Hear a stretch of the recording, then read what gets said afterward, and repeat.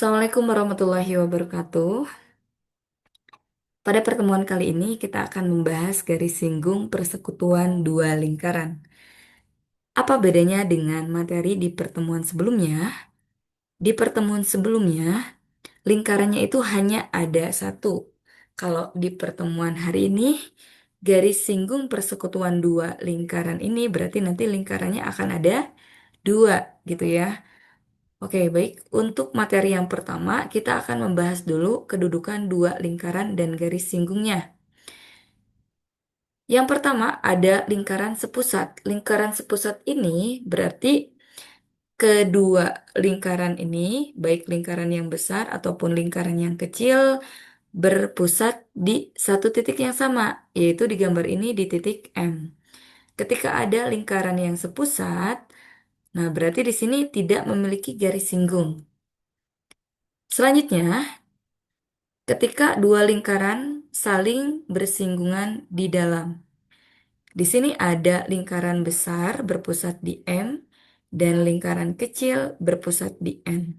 Lingkaran kecil yang berpusat di N ini menyinggung lingkaran besar di sini ya. Nah, sehingga ini disebut dengan saling bersinggungan di dalam gitu. Nah, bagaimanakah letak garis singgungnya? Nah, oke kita lihat di sini ya. Nah, ternyata garis singgungnya ada di sini. Garis singgung dua lingkaran itu ketika kita menarik garis, nah garis ini tuh harus menyinggung kedua lingkaran sekaligus gitu ya. Gitu. Jadi kalau garis itu hanya menyinggung salah satu lingkaran, ya misalkan yang besar aja, itu tidak bisa disebut dengan garis singgung dua lingkaran, itu ya.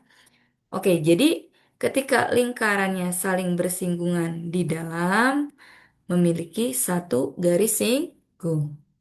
Selanjutnya, dua lingkaran saling berpotongan.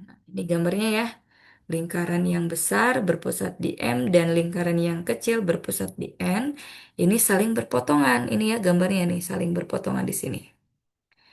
Oke, nah bagaimanakah posisi garis singgungnya? Nah, ini ya, ini untuk garis singgung yang pertama.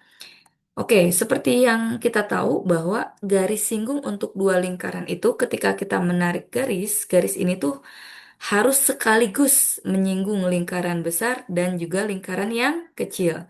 Jadi, garis singgung ini tidak boleh hanya menyinggung salah satu lingkaran, tetapi harus langsung menyinggung kedua lingkaran sekaligus. Oke ya, ini garis singgung yang pertama.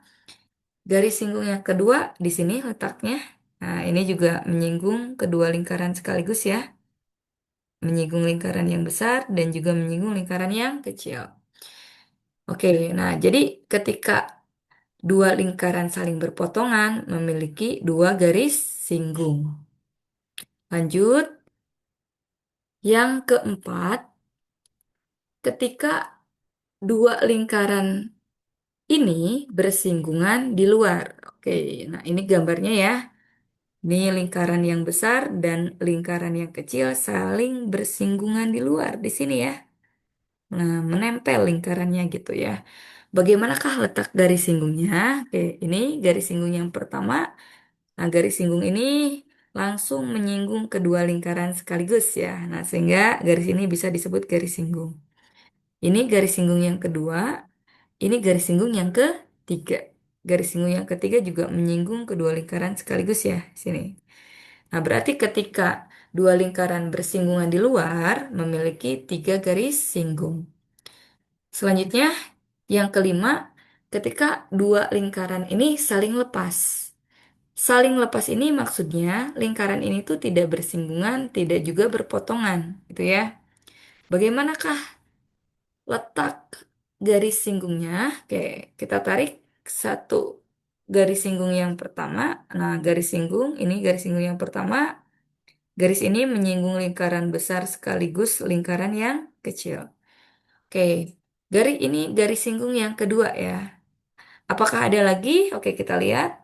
Nah, ini garis singgung yang ketiga ke sini ya, menyilang ke dalam. Nah, Kemudian garis singgung yang keempat. Jadi ketika dua lingkaran ini saling lepas, berarti memiliki empat garis singgung. Oke, baik. Segitu untuk materi kedudukan dua lingkaran. Terima kasih. Assalamualaikum warahmatullahi wabarakatuh.